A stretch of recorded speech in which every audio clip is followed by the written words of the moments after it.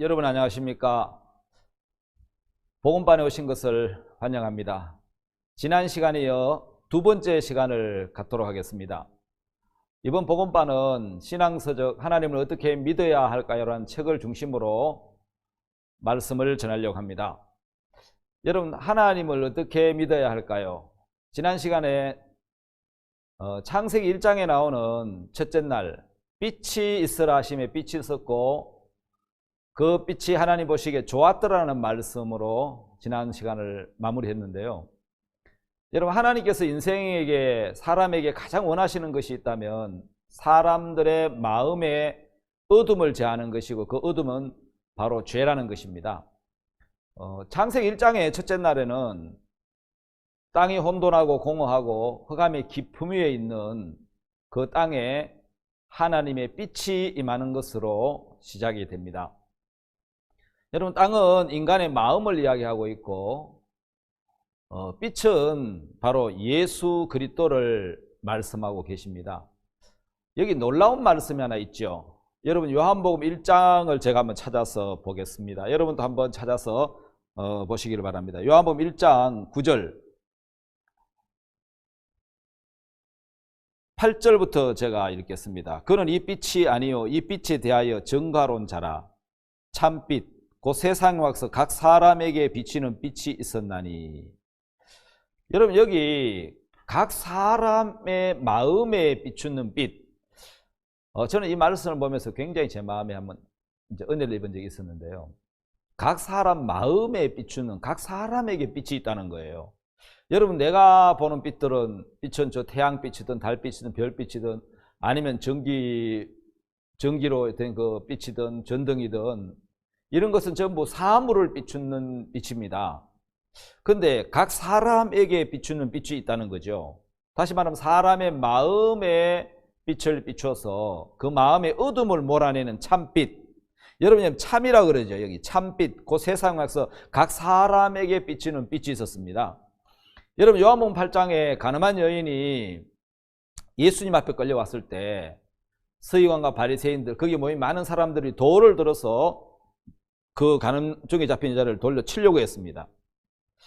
여러분, 그때 어느 누구도 자기들 마음 안에 비춰주는 빛이 없었기 때문에 자기들도 그런 어둠이 있고 그런 음란이 있었지만은 누구도 그걸 밝혀서 보여주는 사람이 없었기 때문에 그들은 그 간음증에 잡힌 여자를 돌로 쳐 죽이려고 했다는 거죠. 칠 수 있다라고 생각을 했다는 거죠.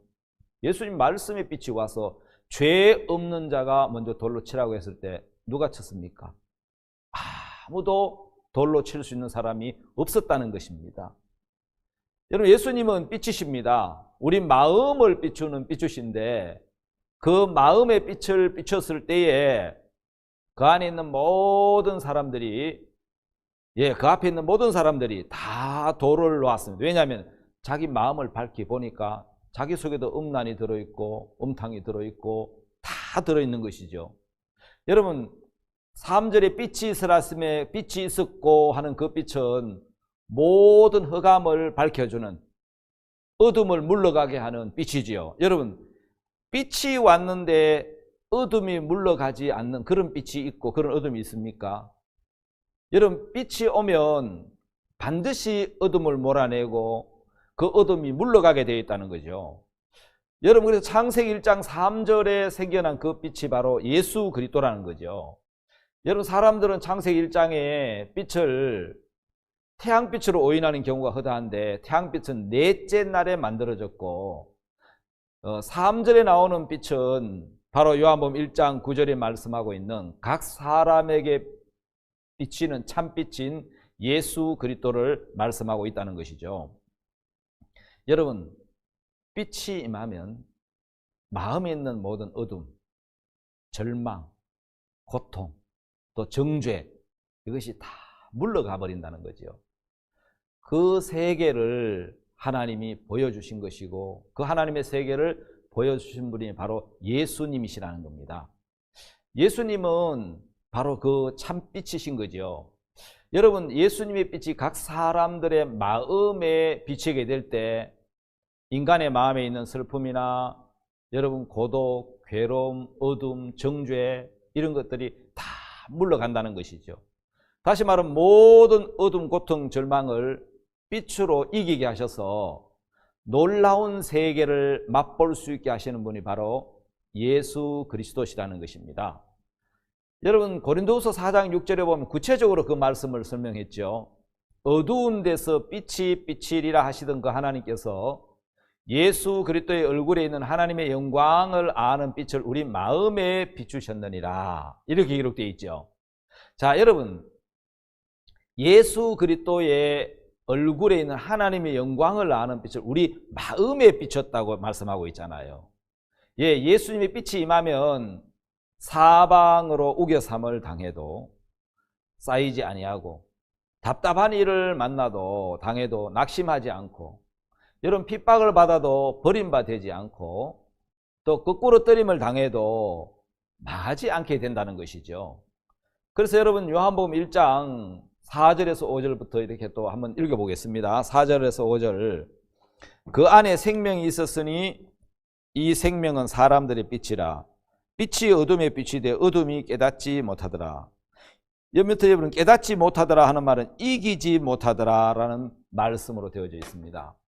자, 여러분 다시 말하면 예수님이 사람들의 빛입니다. 마음을 비추는 빛인 예수님은, 자, 어둠이 오기 전에, 자, 여러분 예수님의 빛이 들어오기 전에 사람들 마음에 어둠이 있었고, 여러분 사실 그 어둠이 오기 전에 범죄, 타락, 마귀가 이제 존재하기 전에 말입니다. 마귀가 역사하기 전에 여러분 빛이 있었습니다.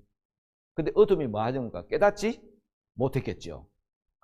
자, 근데 여러분 빛이 오면 여러분 절대로 어둠이 빛을 이기지 못하죠. 절대로 어둠은 빛을 이길 수가 없습니다. 예, 어둠이 들어올 수 있었던 것은, 여러분 사실 빛이 계셨는데 어둠이 들어올 수 있었던 것은 속은 것이죠. 사람이 사탄에게 속아서 그 어둠을 받아들인 것이죠. 여러분 저는 이 창세기 1장에 나오는 이 참빛, 내 마음에 이 빛이 들어온 적이 있다는 것입니다. 내 마음에 모든 죄가 물러가 버리고 어둠이 물러가 버린 적이 있다는 겁니다. 내 마음에 신앙의 첫째 날이 있다는 겁니다. 내 마음에 그 혼돈스럽던 삶, 그렇게 공허했던 삶, 내 마음에 그 어둡던 죄악들이 다 물러가 버리고 생명의 빛이신 예수님이, 그 사람들의 빛이신 예수님이 내 마음에 있는 어둠을 다 몰아내버린 날, 여러분 찬송가, 여러분 기쁜 날 기쁜 날 주 나의 죄 다시 쓰는 찬송이 있죠. 예, 그 찬송 가사처럼 내 마음에 어둠이 다 물러가 버린 신앙의 첫째 날이 있었다는 것이 너무너무 놀랍고 또 감사한 일이죠. 자, 여러분 이제 두 번째 날 하나님이 궁창 위의 물과 궁창 아래 물로 나누셨는데, 여러분 저는 이 천지 창조 첫째 날부터 여섯째까지를 아주 좀 빠르게 좀 지금부터 한번 넘어가 보도록 하겠습니다. 여러분 둘째 날에 궁창 위의 물, 궁창 아래 물로 나누는 일을 하나님이 하셨는데, 이건 어떤 의미를 갖고 있습니까? 똑같은 물인데 어떤 물은 위로 올라갑니다. 어떤 물은 아래에 남아 있습니다. 여러분 이것은 이 땅에 많은 사람들이 살고 있지만 어떤 사람들은 공중으로 들림을 받고 어떤 사람은 여전히 땅에 남아있게 된다는 말씀이죠. 자, 땅에 속한 사람이 있고 하늘에 속한 사람들로 나누는 것과 같다는 거죠. 자, 똑같은 사람인데 어떤 사람은 심판을 받고 어떤 사람은 심판을 받지 않고 하늘에 들어간 사람도 있다는 거죠. 여러분 왜 그럴까요? 여러분 계시록 3장 20절에 보면은 내가 문 밖에서 두드리노니 누구든지 내 음성을 듣고 문을 열면 내가 그에게로 들어가고 그는 나로 더불어 먹고 마시리라 하는 말씀이 있죠. 자, 여러분 우리는 왜 문이 닫혀 있어요? 왜 주님이 문을 두드리십니까? 우리는 죄로 인해서 마음의 문이 닫혀 있기 때문에, 자, 예수님은 누구든지 주님의 음성을 듣고 문을 열면 그에게로 들어가겠다는 것입니다. 그러면 자, 어떻게 마음의 문을 열 수 있을까요? 우리 마음의 문은 고리가 안에 있다는 말이 있습니다. 아무리 밖에서 두드려도 열 수가 없고, 여러분 안에서 열어줘야 된다는 것이죠. 여러분 우리 문이 왜 닫혔습니까? 아담 하와가 범죄하기 전에 우리 마음의 문이 하나님께 열려 있었지요. 근데 범죄하는 순간부터 하나님과 마음이 닫혀버렸고 그 상태로 오늘까지 이르렀다는 거예요. 자, 여러분, 마음의 문을 열기 위해서 예수님이 찾아오셨고 또 죄를 씻음 받아야 마음의 문을 열 거 아니에요. 자, 죄 사함을 받고 성령을 모셔 드려야만 사실 우리는 주님께로 들림을 받을 수가 있는데, 그래서 계시록 3장 20절에서는 예수님이 이제 죄로 인해 닫혀있는 우리 마음의 문을 열고 들어가고 싶으신 거예요. 그래서 먼저 빛으로 뭘 하셔야 되느냐 하면은 어둠을 제거하는 일을 먼저 주님이 하셔야 된다는 거죠. 빛으로 먼저 어둠을, 빛 대신 주님이 우리를 모든 죄에서 먼저 벗어나게 하시는 신앙의 첫째 날이 와야 사람들은 마음을 열게 된다는 거죠. 자, 그래서 여러분, 둘째 날 하나님은 궁창을 만드시고 섞여 있는 물을 궁창 아래 물과 궁창 위의 물로 이렇게 나누셨다는 것이에요. 자, 그러면 여러분, 궁창의 물은 하늘에 속한 물이고 궁창 아래 물은 땅에 속한 물인데, 하늘에 속한 것과 땅에 속한 것을 나누는 일을 하신 것이 둘째 날이다라는 겁니다. 여러분, 마태복음 24장이죠. 24장 40절에서 41절을 보면은 한번 찾아볼까요? 마태복음 20장 24장이네요. 24장, 마태복음 24장 40절 41절. 그때에 두 사람이 밭에 있음에 하나는 데려감을 당하고 하나는 버려둠을 당할 것이요, 두 여자가 매를 갈고 있음에 하나는 데려감을 당하고 하나는 버려둠을 당할 것이니라. 자, 여러분, 어느 날에 주가 임하실지 모른다, 깨어 있으라고 말씀하시면서 주님이 두 사람이 밭에서 여러분 뭘 하고 있습니까? 씨를 뿌리는 일, 전도자를, 복음 전도자를 이야기하죠. 밭은 여러분 세상인데 여러분 씨를 뿌리고, 어떤 사람 매를 갈고, 일상의 삶에 매를 간다는 건 반복된 일상적인 삶, 먹고 사는 걸 이야기하고 있겠죠. 똑같이 일하는 것처럼 보이는데 어떤 이는 하늘에 올라가고 어떤 사람은 땅에 남아있다는 것이죠. 여러분, 우리가 잘 아는 데살로니가 전서 4장 16절 17절에는 공중에서 주를 영접하는 휴거가 일어날 때 구원받은 사람과 그렇지 않은 사람들로 구분한다는 거죠. 어떤 사람은 들림을 받는다는 거죠. 여러분, 그 둘째 날을 통해서 하나님은 우리에게 똑같은 삶을 사는데 어떤 사람은 하늘에 속한 사람이고 어떤 사람은 땅에 속한 사람이라는 걸 말씀해 주고 있는 거죠. 자, 여러분, 그 다음에 셋째 날은 땅에 씨 맺는 채소와 열매 맺는 과목을 내라라고 주님이 말씀하셨어요. 여러분, 하나님이 왜 땅에게 씨 맺는 채소와 열매 맺는 과목을 내라고 했을까요? 만약 하나님이 하시려고 하시면 바다에도 능히 하실 수 있을 겁니다. 그런데 하나님은 바다에 열매를 주시지 않으셨어요. 여러분, 이유가 뭐겠습니까? 야고보서 1장 5절에서 8절까지 보면은 이런 말씀이 있습니다. 바다는 의심하는 인간의 마음과 같다라는 표현이죠. 바람에 밀려 요동하는 바다 물결 같으니, 이렇게 표현되어 있습니다. 여러분, 그러면 하나님은 말씀하실 때, 여러분, 하나님 말씀은 반드시 이루어지는데 그렇게 반드시 이루어진다는 믿는 마음이 견고한, 흔들림이 없는 마음을 땅이라고 표현하고, 여러분, 하나님께서 열매를 맺게 해주시는 마음, 그 흔들림이 없는 그 마음을 우리는 말씀 있는 그 믿음 위에 견고하게 서 있는 땅, 마음이라고 표현한다면, 자주 의심하고 흔들리고 늘 불신하고 있는 그 마음을 우리는 바다, 요동하는 바다 물결과 같다, 이렇게 표현하고 있습니다. 여러분, 마가복음 11장 24절을 보면 아프지만 나았다는 말씀이 있습니다. 여러분, 이렇게 되어 있죠. 믿고 무엇인지 믿고 구한 것은 받은 줄 여기라. 예, 우리 목사님께서 이런 간증을 자주 하셨는데, 위장이 아파서 예, 음식을 못 먹고 몸무게도 빠지고 진짜 위험한 이제 지금까지 갔는데 말씀을 받았다는 거죠. 무엇인지 믿고 가면 받은 줄 여기라. 그래야만 그대로 되리라. 예. 그런데 형편은 아픕니다. 근데 말씀은 나았다고 그러고. 그래서 그러면 우리는 나아야 나았다고 하는데 아프지만 나았다고 말할 수 있는 것은 이 말씀이죠. 형편은 바다 물결 같아요. 근데 말씀은 변치 않는 거예요. 견고한 땅과 같은 거죠.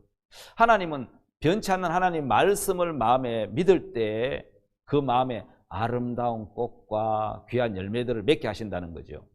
자, 말씀이 내 생각과 맞지 않고 틀리게 보여도 자기 의견을 끊고 자기 생각을 내놓고 말씀을 받아들인 사람은 복된 사람인데, 그 유명한 아프지만 나았다.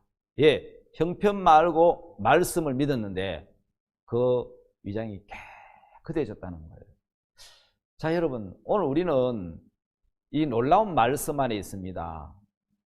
이제 견고한 믿음 위에 하나님 우리를 서기를 원하시죠. 넷째 날은 해와 달과 별들을 하나님 만드셨는데, 자, 여러분, 참된 신앙은 말씀에서 보는 것이다. 그렇게 여러분 기록해 두었는데, 태양은 여러분 예수 그리스도를 말씀하고 다른 성도들을 이야기하죠. 태양은 스스로 빛을 내는 별입니다. 빛 대신 예수님을 이야기하죠.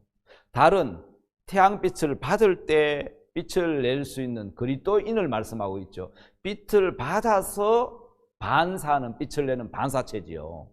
자, 빛 대신 예수 그리스도를 바라보면 그리스도의 빛이 성도들을 비추어서 자기도 모르는 사이에 빛을 내는 사람이 된다는 것이죠. 자, 여러분, 항상 밝고 둥근 모양인 태양. 이 태양은 여러분 우리가 볼 때 태양이 지고 뜬다라고 지구편에서 보는 우리 편에서 보고 그렇게 말을 하는 거지. 여러분, 태양이 지고 뜹니까? 아닙니다. 태양은 지고 뜨지 않습니다. 늘 그 자리에 있고, 이거는 여러분 지고 여러분 뜨고 하지 않는다는 거죠. 자, 그런데 매일 모양이 변하는 달은 뭡니까? 사실은 둘 다 모양은 변하지 않습니다. 여러분, 태양이 변치 않는 것은 히브리서 13장 8절에 예수님은 어제나 오늘이나 영원토록 동일하시다. 예, 변함없는 주님, 그 말씀을 이야기하고 있죠. 여러분, 변함이 없는 주님 말씀과 늘 변화무상해 보이는 우리 모습, 너무 대조적이지 않습니까? 여러분, 태양에서 보면 달은 하나도 변함이 없습니다. 여러분, 빛을 받는 부분에 따라 지구에서는 반달이나 초승달, 보름달로 보이는 것이지, 달은 태양편에서 보면 항상 보름달이겠죠. 항상 온전하다는 거죠. 자, 달 모양을 한번 보겠습니다. 달 모양을 한번 보면은 지구편에서 보면 여러분 내 생각 따라서 매일매일 바뀌는 것, 우리 모습처럼 지구편에서 보면 저렇게 달 모양이 초승달, 이제 상형, 금음, 저 뭡니까 보름달 돼서 둥글죠. 그럼 반대로 또 내려오겠지요. 그것은 지구편에서, 내 편에서 볼 때 그런 것이지, 태양편에서 보면 항상 둥근 달이고, 여러분 가려서 빛이 비치는 부분만 보니까 여러분 반달이다, 금음달이다, 뭐 보름달이다 이렇게 보이는 것이잖아요. 자, 참된 신앙은 내 자신의 모습이나 형편을 바라보는 것이 아니라 하나님 말씀에서 보는 겁니다. 여러분, 태양은 여전히 둥글게 떠 있습니다. 우리 눈에 다른 시시각각 변하게 보입니다. 뭘 이야기하고 있습니까? 주님이 우리를 향하는 마음은 일정하다는 것입니다. 그러나 우리 마음은 늘 변하기 때문에 우리 신앙생활이 주님의 말씀에 의지하지 않고 내 자신의 행위나 또 내 자신의 형편을 바라보면은 늘 흔들림으로 마음이 절대로 믿음에 정착되지 못한다는 거죠. 자, 여러분, 이런 생각을 한번 해봤거든요. 요한복음 8장에 가는 중에 잡힌 여러분 여자의 마음을 한번 보면은 인간 편에, 지구 편에서 보면 어둠이겠죠. 근데 태양 편인 예수님 편에서 보면 그 여자는 정죄가 없는 것이죠. 왜? 예수님 빛이니까요. 그래서 주님은 너희는 세상의 빛이다, 소금이다라고 이야기하십니다.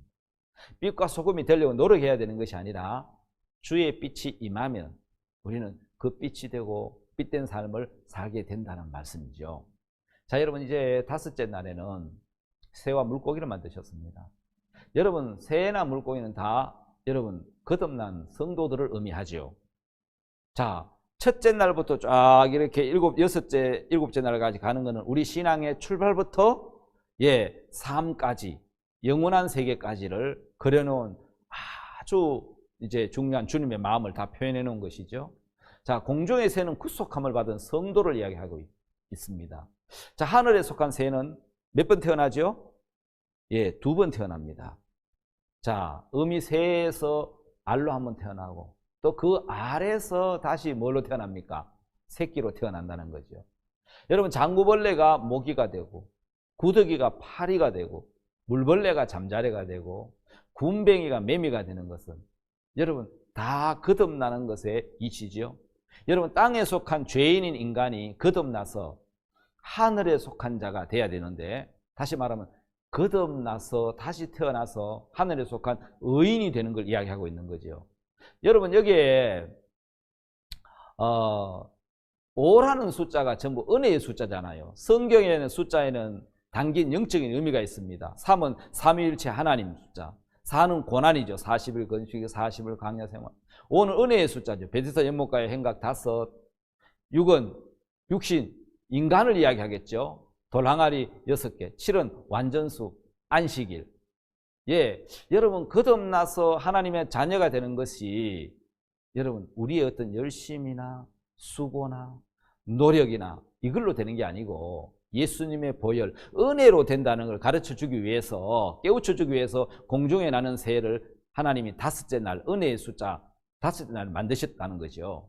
여러분, 새가 또 중력을 이기면서 자유롭게 하늘을 날 수 있는 것은 이 날개를 가졌기 때문이잖아요. 자, 다시 말하면 믿음의 날개를 가진 성도들은 세상이 끄는 힘을, 유혹을 이기고 하나님을 향해 믿음의 날개를 가지고 이제 자신의 한계를 넘어서 말씀을 의지하는 삶을 살게 되는 신앙을 이야기하고 있습니다. 자, 여러분, 새는 그리스도의 거듭난 모습을 나타낸다는 이야기를 했습니다. 자, 그날 5째 날에 만들어진 것은 새뿐만 아니라 물고기도 있습니다. 여러분, 물고기는 의인을 말합니다. 홍수 심판 때 방주 안에 들어가지 못하고 바깥에 있으면서 있는 모든 생물은 죽었습니다. 그런데 그 중에서 죽임을 당하지 않은 것은 심판이 임하지 않았던 것은 바다에 있는 물고기라는 것이죠. 여러분, 무엇을 의미하죠? 예수님이 우리 모든 죄와 허물을 해결하셔서 심판 속에서도 살아남는 의인을 의미한다는 것입니다. 또 물고기는 꼬리 지느러미를 갖고 있어서 물결을 거슬러 올라가도록 되어 있다는 거죠. 다시 말하면 의인인 그리스도인들은 믿음으로 세상을 거슬러 올라가고 살아있는 물고기와 같다라는 것입니다. 자, 여러분, 물고기와 새들은 거듭난 성도들의 모습을 이야기하고 있는데, 하나님께서 5째 날에 물고기와 새를 만드신 것은 은혜를 뜻하는데, 이 은혜에 만들어진 동물이 바로 바다의 물고기와 이제 새라는 거잖아요. 자, 그러면 여러분, 여기에 담겨 있는 하나님의 숨은 뜻은, 의미는 그리스도인들을 말하는 것입니다. 다시 한번 이야기를 하면은 노아 시대 방주에 들어가지 않은 모든 사람과 동물은 다 죽음을 맞이했는데 유일하게 방주 밖에서 살아남은 동물이 바로 물고기입니다. 여러분, 하나님의 심판이 임할 때 예수 그리스도의 피로 구원받은 그리스도인들도 심판을 피하고 영생을 얻는다는 것이죠. 자, 여러분, 이제 마지막 6째 날, 여러분, 하나님께서 만드신 만물 중에 가장 마지막 날 만든 사람, 동물이 먼저죠. 동물과 사람 만드는데, 그래서 어떤 사람은 우스갯소리로 동물이 사람보다 먼저 나서 형님이라고 이야기를 하는데, 하나님께서 만드신 만물 중에 하나님의 형상대로 지음받은 것은 오직 사람뿐입니다. 바로 하나님의 형상은 외형의 형상이 아니고 영적 마음의 성품을 말하고 있는 거죠. 바로 하나님의 영원하신 거룩하심, 사랑하심. 하나님은 하나님의 형상대로 사람을 창조하셨는데, 그렇다면 사람에게도 하나님의 형상이 있겠죠. 영원함, 또 거룩함, 또요 사랑의 성품이 있다는 거죠. 자, 여러분, 하나님의 성품으로 지음을 받은 사람이 그 형상을 잃어버리는 데는 사실은 많은 시간이 걸리지 않았습니다. 예, 창세기 3장에 아담이 범죄함으로 하나님 형상이 깨뜨려져 버렸다는 것이죠. 자, 예수님은 온전한 인간이죠. 온전한 하나님. 예, 살려주는 영이 되신 예수님이 인간의 몸을 입고 인간 몸 안에 거하셔서 우리를 구원하려고 십자가의 희생으로 우리의 영을 살리시려고 이제 이 땅에 오셨죠. 다시 말하면 우리에게 잃어버린 하나님의 형상을 회복시켜 주시려고 오셨다는 거죠. 자, 이제 하나님 형상을 회복한 그리스도인들은 육체 안에 하나님 영인 예수 그리스도를 모시고 사는 사람이죠. 여기 재밌는 이제 현상이 하나 있습니다. 하나님이 여섯째 날에 창조하신 동물, 그 다음에 여러분 그 동물은 자연재해나 기상이병 위험 올 때 스스로 도망을 갈 수 있습니다. 대피 기능이 있다는 거죠. 근데 여러분 식물은 대피 기능이 없습니다. 그러니까 어떤 재해나 재난에 고스란히 당해야 되는데 그 대신 하나님이 식물에게는 뭘 줬냐면 재생할 수 있는 기능, 다시 말하면 복구 기능을 주셨어요. 식물에는 이모톨 셀이라는 영원히 죽지 않는 세포가 있습니다. 여러분 이걸 자세히 보면은 아담으로 말미암아 죄인이 되어 지옥으로 갈 수밖에 없는 우리 사람들을 향해서 하나님께서 식물의 이모톨 셀과 같은 예수님을 우리에게 보내주셨다는 겁니다. 사망에 이를 수밖에 없는 죄인인 우리를 의인으로 죄가 없는 세계로 복구시켜 주시려고 예수님 오신 거죠. 여러분 우리는 죄인에서 의인으로 복구되고 의인이 되었다는 거죠. 그래서 하나님은 우리를 재생하시고 복구하신 분이신데 바로 예수 그리스도께서 우리의 영혼을 재생하시고 복구시키시고 우리를 죄인에서 의인으로 사망에서 영생으로 우리를 복구시켜 주시는 분이라는 겁니다. 자, 여러분 우리는 창세기 1장에 하나님의 창조에서 나타난 하나님의 마음을 한번 살펴봤습니다. 자, 여러분 이제 창조의 하나님, 창조의 하나님으로 다시 우리 넘어가서 말씀을 한번 보도록 하겠습니다. 천지 창조 속의 하나님의 섭리. 자, 여기 여섯째 날까지의 마음을 한번 살펴보았고요. 이제 구체적으로 여러분 이제 우리가 믿음이 신앙이 어려운 이유가 어디 있는지를 한번 보겠습니다. 사람에게는요 말씀을 대할 때 이해의 세계가 있고 믿음의 세계가 있습니다.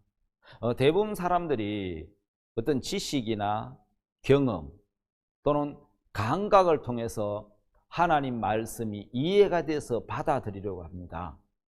여러분 이 사람의 지식과 경험에는 한계가 있는데 그 한계를 넘어가면 사실은 받아들일 수가 없는 거거든요. 근데 사람들은 자꾸 이해해서 받아들이려고 합니다. 근데 어떤 지식 넘어 사람의 이해에 넘어서 있는 거 못 받아들이잖아요. 여러분 개호각이라는 소리 이야기 한번 들어보셨습니까? 개가 들을 수 있는 소리 불면 이 사람은 안 들린대요. 개만 들린대요. 왜냐하면 사람은 가청 주파수 안에 여러분 들을 수 있지 그거 넘어가면 못 듣잖아요. 그러니까 사람이 어떤 이해를 통해서 믿으려고 한다. 그럼 이해에 넘어가 버린 거는 사람 눈에 안 보이는 사람도 가시 거리가 있잖아요. 그 일정 넘어가 버리면 안 보이는데 그러면 안 보인다고 존재하지 않습니까? 들리지 않는다고 소리가 없습니까? 들리지 않아도 소리가 있고요. 보이지 않아도 사물이 있는데 보이는 여러분 감각으로 이해가 되는 것으로 받아들이려고 하면 그 한계가 있다는 거죠. 그래서 하나님은 우리에게 신앙이 어려운 것은 우리가 말씀을 믿음으로 받으면 이해가 되는데 이해해서 받으려고 하니까 뭐가 되지 않는 거예요? 믿어지지가 않는다는 거예요. 자, 말씀을 받아들이는 것입니다. 믿음의 세계는 인간의 지식, 경험, 감정과 상관없이 말씀을 있는 그대로 받아들이는 겁니다. 자, 여러분 믿음은 요한복음 2장에 보면은 하인들이 있습니다. 무슨 말씀을 하든지 그대로 하라고 이야기를 합니다. 자, 하인들은 물을 떠다 항아리에 부었습니다. 또 그 항아리 그물을 떠다가 연안장에 갖다 주라 했습니다. 예, 자기의 이해나 자기의 경험으로 볼 때 물이 포도주가 될 수는 없습니다. 그런데 말씀대로 그대로 갖다가 떠줬을 때 물이 변하여 포도주가 됐습니다. 이게 여러분 믿음의 세계입니다. 자, 내 마음에 이해가 안 돼도 내 지식과 경험에 상반돼도 말씀을 그대로 받아들이는 걸 믿음이라고 하는 겁니다. 여러분, 믿음은 마음과 마음의 연결입니다. 사람의 마음이 하나님의 마음과 연결되면 하나님의 마음이 들어온다는 것이죠. 즉 우리 마음이 하나님의 말씀과 연결되면 말씀에 있는 뭐가 들어오는 겁니까? 말씀에 있는 하나님의 마음이 들어온다는 거죠. 자, 우리 마음이 하나님 말씀과 연결되면 말씀 있는 하나님의 마음이 들어와서 이제 믿어지게 돼 있다는 거죠. 근데 여러분 말씀과 나와 연관성이 없다라고 생각하는 사람이 많습니다. 그러면 지금부터 연결 짓는 법을 배우면 되겠죠. 여러분 신앙이 어려운 이유는 알면 너무 쉽고 단순한데 이해하려고 하기 때문에 어려운 것입니다. 연결이 되면 너무너무 쉬운 거죠. 그래서 연결은 능력입니다. 여기 이제 우리가 보는 이 전기, 전열기구 전부는 전기와 연결되어 있는 데서 오는 나타나는 능력이죠. 말씀이 연결되면 내 마음에 믿음이 들어오죠. 말씀의 연결보다 이해하려고 한다는 거죠. 말씀을 내 마음에 연결하면 하나님의 마음이 내 마음에 들어옵니다. 그러면 말씀이 믿어지게 돼 있죠. 자, 여러분 우리 재밌는 그림을 우리 마인드 강의 때 한 번씩 하는 이 재밌는 그림을 한번 보십시다. 자, 여러분 우리가 가진 눈으로 볼 때에 빨간 선이 어느 게 더 길어 보입니까? 왼쪽입니까? 저 안에 있는 오른쪽입니까? 제 눈으로 봐도 뭐가 더 깁니까? 저는 오른쪽 것이 더 길어 보여요, 빨간 선이. 왜냐하면 우리 눈은 주위 환경에 따라 영향을 받는다는 것입니다. 다시 말하면 정확하지 않다는 거죠. 왼쪽 길이가 적고 오른쪽 빨간 길이 훨씬 길어 보입니다. 근데 여러분 줄을 하나 두 개 딱 쳐보면 똑같다는 걸 여러분 알 수 있습니다. 다시 말하면 넓은 데 있기 때문에 빨간 줄이 작아 보이는 것이고 좁은 데 있기 때문에 빨간 줄이 길어 보이는 것이지 사실은 똑같다는 거예요. 다시 말하면 우리가 보고 있는 눈이 정확하지 않다는 걸 이야기하는 겁니다. 왜냐하면 주위 환경에 따라 형편에 따라 다르게 보인다는 것입니다.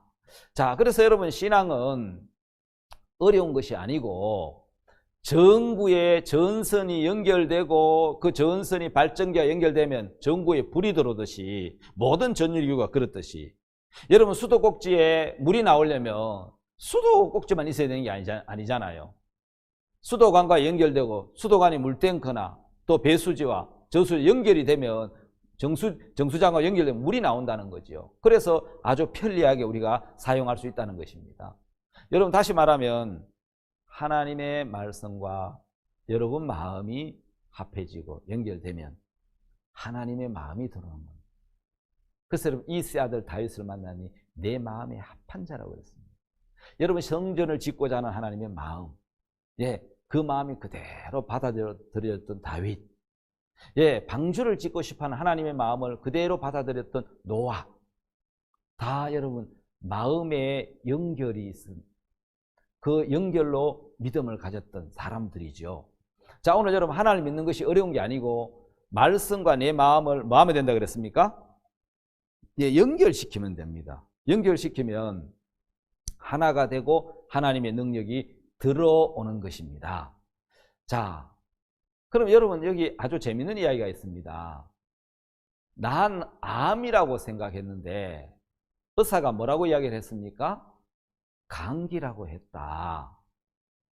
여러분 박 목사님께서 한 어떤 분하고 이제 상담을 하면서 그분이 말씀을 잘 안 들으려고 하는데 아주 짧게 상담을 해준 내용입니다. 자, 선생님, 내가 암이라고 생각을 했습니다.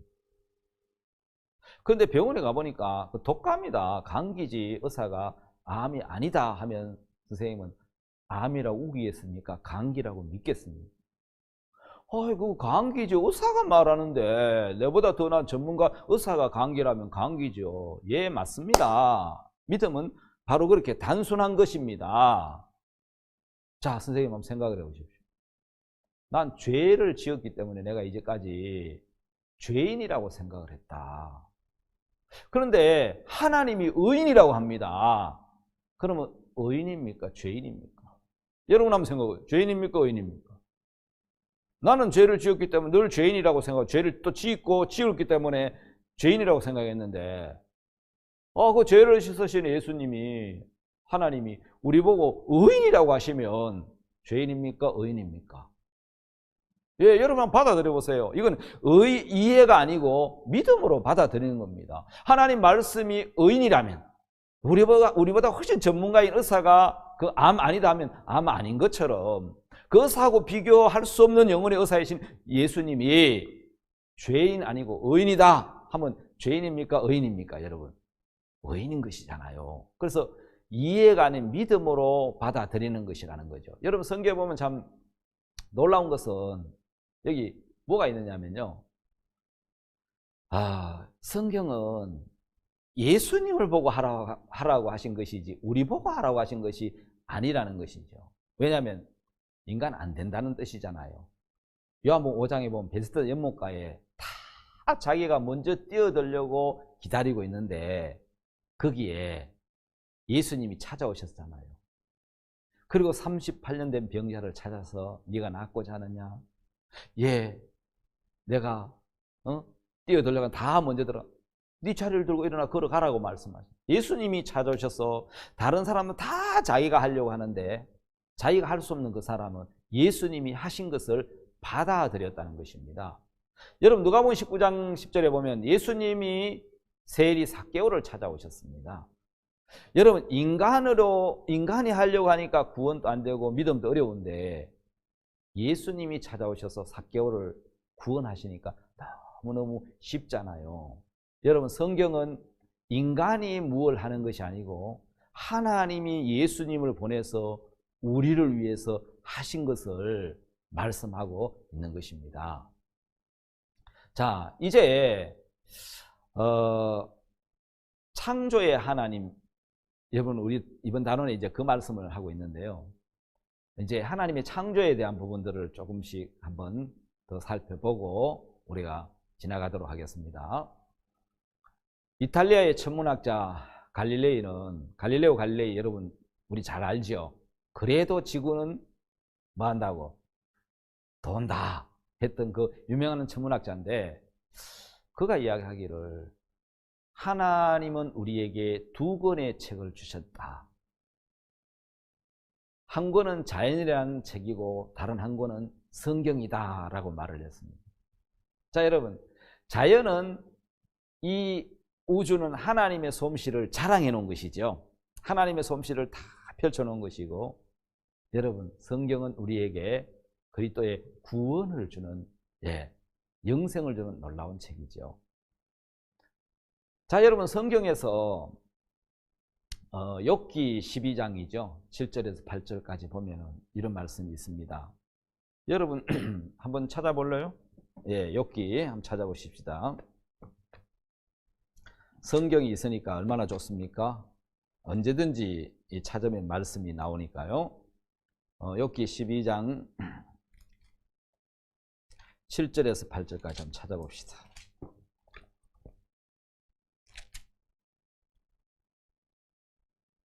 자, 이제 모든 짐승에게 물어보라. 그것들이 네게 가르치리라.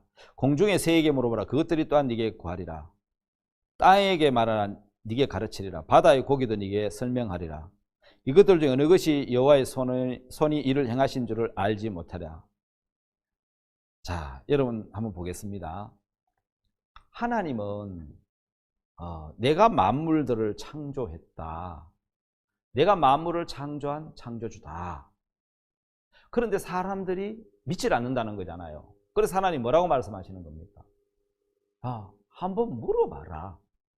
내가 만든 만물에게 피조물에게 한번 들어봐라. 확인 한번 해봐라. 그러면 가르쳐 줄 거다. 자 여러분 이제 우리 하나님의 위대한 창조 솜씨에 대해서 한번 살펴볼까요? 하나님은 뭐라고 말씀하신가? 모든 짐승에게 한번 물어봐라. 첫 번째 우리 짐승에게 물어보겠습니다. 두 번째 공중의 새에게 한번 물어봐라.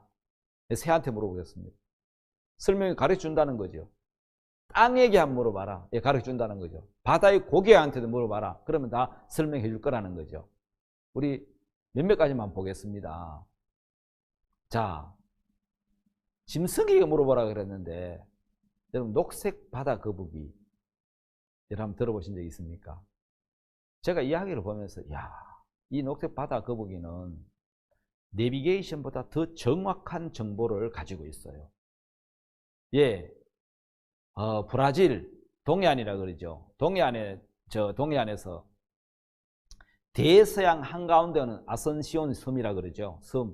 파라과이 아순시온이 아니고요. 아순시온 섬까지 약 한 2마일리가 되는데, 이 어미 거북이가 브라질 동해안에서 대서양 한가운데 섬까지 이제 알을 낳기 위해서 이제 여행을 간다는 거예요. 여행을 한다는 거죠. 거기 가서 이제 모래를 바르고 알을 넣고, 보통 여러분 거북이가 알을 한 100개 정도 넣는다 하잖아요. 그 중에 많이 살아남으면 한 2개 살아남는데, 이 거북이가 이제 알을 넣고, 이제 알을 넣고 난 다음에 다시 태어났던 곳으로 돌아가 버린다는 거예요.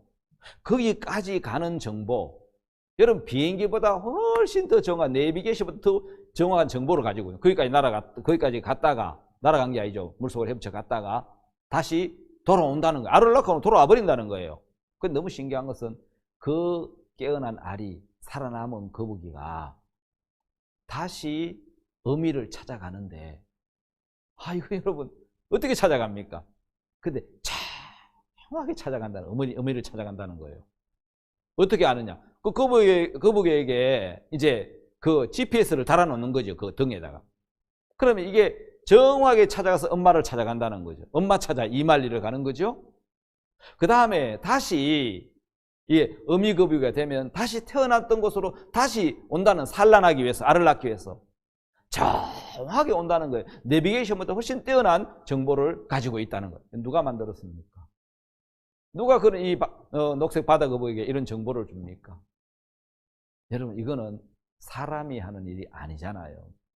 바로 창조주 하나님께서 한번 물어보라고 말씀하는 겁니다. 여러분, 공중에 나는 새가 있습니다. 한번 새들에게 한번 물어볼까요? 여러분, 하나님의 창조물, 북극제비 갈매기, 첨단 장비가 없는데도 정확한 여행을 한다는 거죠. 항공기보다, 사람이 만든 비행기보다 훨씬 더 정확한 비행을 한다는 거예요.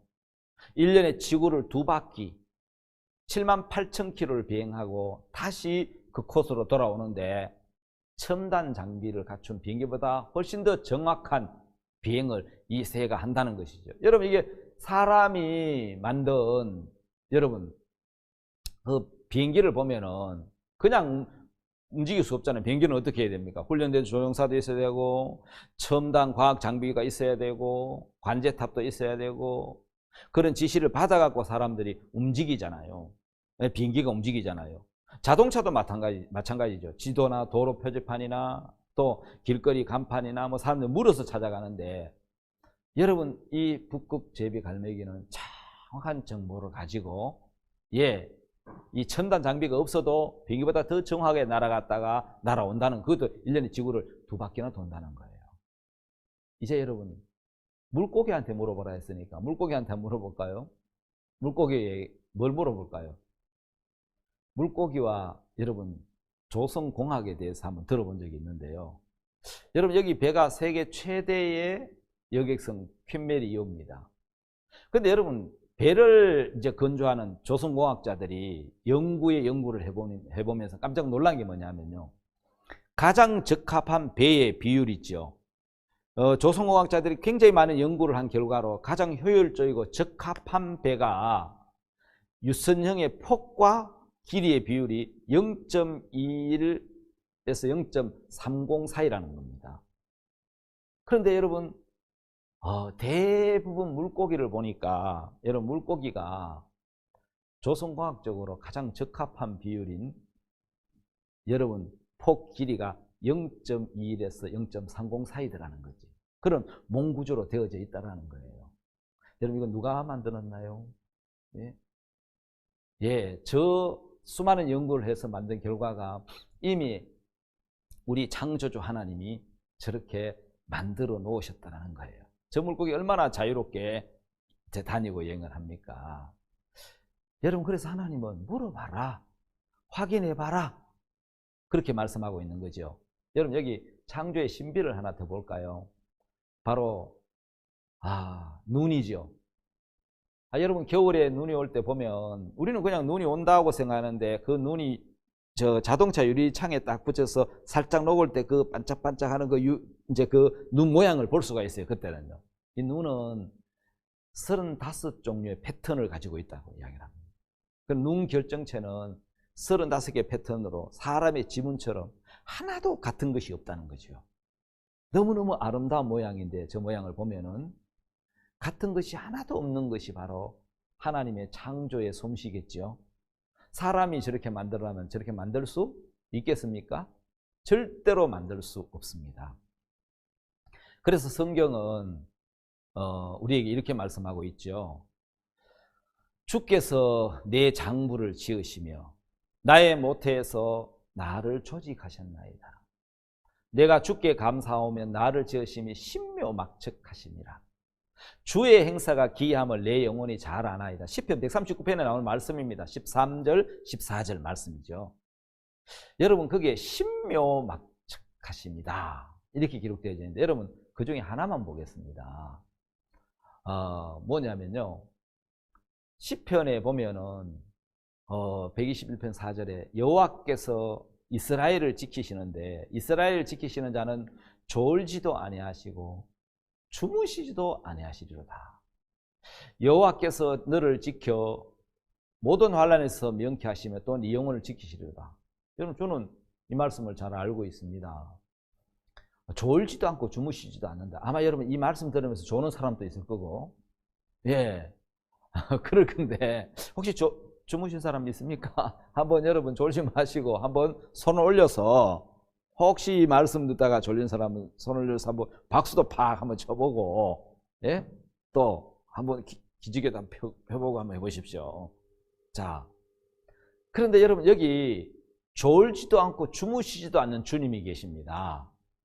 여러분, 제가 아래 영상을 잠깐 하나 틀려고 하는데, 어느 날 제가 이 혈액이라는 영상을 보면서 하나님의 놀라운 신비를 한번 봤어요. 그게 뭐냐면은 내 몸을 위해서 여행하는 여행자가 혈액이라는 거죠. 혈액은 우리 몸의 한 8%를 차지하고 있는데, 몸의 그 이제 수분 중 8%를 차지하고 있는데, 가장 뜨거운 심장에서 출발해서 이제 심장에선 사람의 뇌, 손, 이제 있죠, 발 끝까지 하루에 약 7톤의 혈액을 운반한다고 합니다. 근데 여러분, 다시 출발지로 돌아오는 시간이 딱 얼마? 1분 걸리는데 120ml/Hg 압력으로 이제 통과를 하는데, 압력에 통과를 하는데, 작은 관을 통과할 때는 이 혈액이 모양을 변형을 다 찌그러뜨리고 통과를 한다는 거예요. 하루에 적혈구 2천억 개, 백혈구 2천억 개, 혈소판 2천억 개, 그러니까 5천억의 군사죠. 5천억 개를 생산을 해요. 그러면 이 지구 반바퀴에 길은 10만 킬의 혈관을 흐르는 혈액은, 그 혈액은 혈관을 흐르면서 내 몸을 스캔하고 또 뭡니까, 병균을 잡아먹고 싸우고 그러면서 나를 지키고 있는 그 모습을 보면서, 이게 하나님이 이 몸 하나하나에도 모든 것에도 하나님의 마음을 나타내놨다는 거죠. 우리도 모르는 사이에 나는 잠을 자고 있을 때 하나님은 졸지도 않고 주무시지도 않고 나를 지키고 있다는 겁니다. 그 혈액이 여러분 백혈구와 적혈구, 혈소판으로 되어 있잖아요. 5천억 개가 되는 것을 생산해서 이게 계속 우리 핏줄을 돌면서, 혈관을 돌면서 이 혈액이 우리 몸을 지키고 있다는 거잖아요. 저는 그걸 보면서 하나님의 여러분 나를 지키시고 보호하심이 보여서 굉장히 제 마음에 한번 은혜가 됐던 적인데, 영상을 한번 볼까요?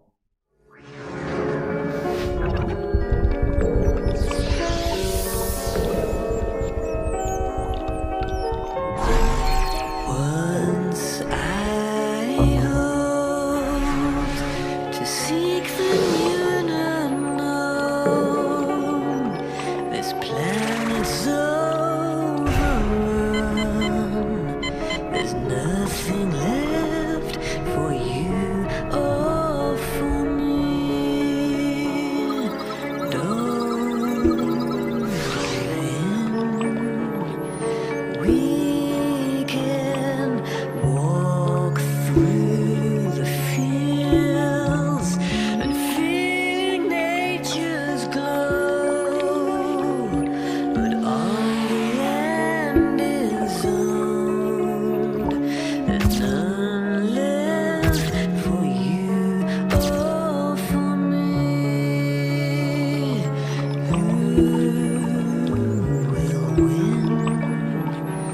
'cause I could see.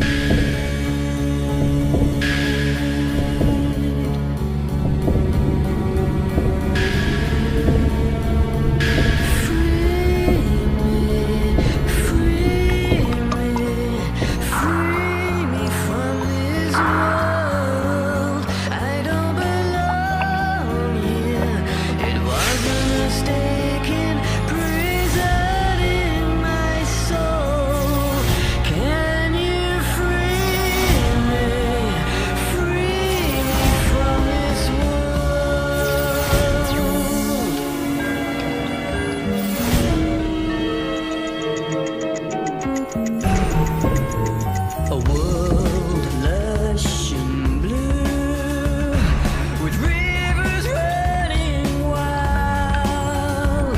They'll be rerouted south, with none left for you or for me.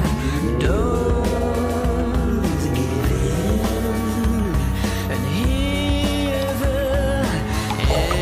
engines roar, and save our crops from droughts. And when the black goes in doubt, there's none left for you or for me. Fusing free, our last hope, and free me, and free me from this world. We don't belong here. It was a mistaken prisoning our souls. Can you? 여기에 정말 그 하나님이 우리를 매일매일 지키시고 계신, 아니 매 시간씩, 아니요 매 분초, 그렇죠, 한 바퀴 이 피가 도는데 1분 걸린다잖아요. 매분 우리를 이렇게 돌고 있는, 이거 이 피, 이 혈액, 하나님 우리를 지키시고 계시는 것을 보여주는 거죠. 여러분, 사실 우리가 하나님에 대해서 잘 모르기 때문에 우리가 때로는 하나님을 오해하고 불신하고 있는 때가 참 많습니다. 자, 이제 여러분 성경의 예언에 대한 부분도 한번 우리가 짚어보고 가고 싶습니다. 여러분, 요한계시록 우리 잘 아는 13장 말씀을 한번 볼까요? 요한계시록 13장 13장 말씀을 한번 보겠습니다. 13장 6절 정도 될 것 같습니다. 13장 6절, 16절, 16절입니다. 한번 읽어보도록 하겠습니다. 저가 모든 자, 곧 작은 자나 큰 자나 부자나 빈궁한 자나 자유한 자나 종들로 거론손이나 이마에 표를 받게 하고, 누구든지 이 표를 가진 자 외에는 매매를 못하게 하니, 이 표는 곧 짐승의 이름이나 그 이름의 수라. 지혜가 여기 있으니 총명 있는 자는 그 짐승의 수를 세어보라. 그 수는 사람의 수니 666이니라. 요한계시록 13장 16절에서 18절까지 말씀을 제가 읽었습니다. 여러분, 우리가 너무 잘 아는 말씀이죠. 666이죠. 바로 이 매매를 하기 위해서 만들어진 대량 판매, 유통, 이걸 위해서 만든 것인데, 여러분 컴퓨터가 나오기 전에, 여러분 이 바코드가 나오기 전까지는 여러분 사실 요한계시록 13장 16절부터 18절 말씀이 뭔지를 사람들이 몰랐다고 합니다. 아, 이게 도대체 뭐지? 무슨 말씀이지? 그런데 컴퓨터가 만들어지고 바코드가 만들어지고 대량 생산해서 판매, 유통을, 이 모든 물건마다 이 바코드가 찍히면서 보니까 나중에 이게 많은 정보를 넣어놓은 바코드 있죠. 666 시스템. 이걸 보면서 사람들이 구체적으로 요한계시록 13장 16절 18절이 이걸 이야기하는구나 하는 걸 알게 되었다는 것이죠. 여러분, 그 바코드를 자세히 보면은 그 시스템이 666 시스템입니다.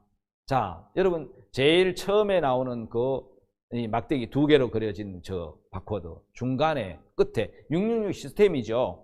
자, 그럼 여러분 이걸 한번 보면은 왜 이게 문제냐면요, 여러분 코로나 시대로 전 세계가 잠기고 문이 닫혀 있는데, 지금 이 코로나 바이러스가 무증상으로 감염이 되기 때문에 그 사람의 정보를 다 입력을 해야 됩니다. 그런데 저는 깜짝 놀랐습니다.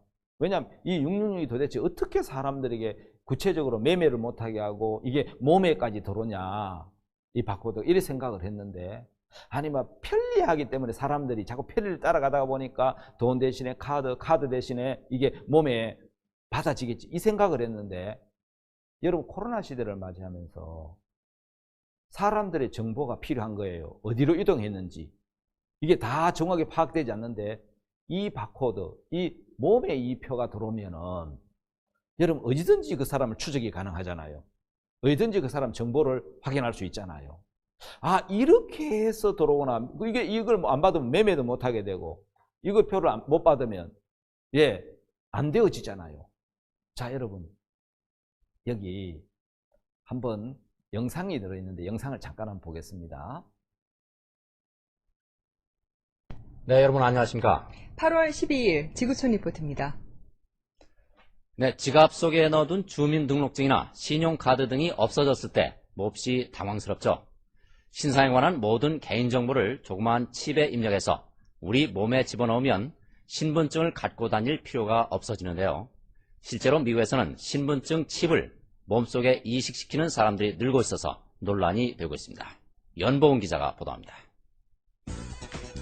쌀 한 톨만한 이 마이크로칩에는 놀라운 비밀이 담겨 있습니다. 주민등록증이나 운전면허증, 의료보험증, 신용카드 등에 저장되어 있는 모든 개인정보가 이 칩 하나에 들어갑니다. 10만 원 안팎의 비용을 내고 이 칩을 손에 이식하면 지갑이 필요 없습니다. 물건을 사거나 고속도로 요금소를 빠져나갈 때, 건물에 들어갈 때 손만 대면 끝입니다. It's always with me, it's always in my hand, and I'll never lose it. 최근엔 병원에서 많이 활용돼 미국의 병원 거의 100곳에서 이 칩을 사용합니다. 환자의 과거 진료 기록이 저장돼 있어 의식이 없는 환자도 빨리 치료할 수 있기 때문입니다. We're very dependent on getting rapid information on critically ill patients, which sometimes is a challenge.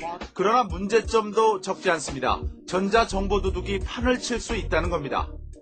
You have the ability to have electronic pickpockets, and you'll never know it because everything is still in your wallet, except it's all been stripped clean. 이 칩의 소유자는 어떤 사람이고 돈은 얼마나 되고 어디서 무엇을 했는가, 이런 사생활 정보가 그대로 노출될 수 있다는 점은 더 큰 문제입니다. 편리함에 극치라는 인간칩, 하지만 이 칩이야말로 우리를 24시간 감시하는 새로운 원형 감옥이 될 수 있다는 두려움은 그 사용을 주저하게 만들고 있습니다. 지구촌 리포트 연보음입니다. 우리는 이 성경에 예언된 그 계시록 말씀을 보면서, 아, 이렇게 성경이 예언된 대로 정확하게 이루어지고 있구나. 그래서 우리는 이 말씀이 사실인 것을 확신하게 됩니다. 여러분, 지금은 아주 혼란한 시대죠. 이제 지구에 많은 재난들이 오는 시기입니다. 다시 말하면 주님의 오심이 임박해졌다는 뜻이죠.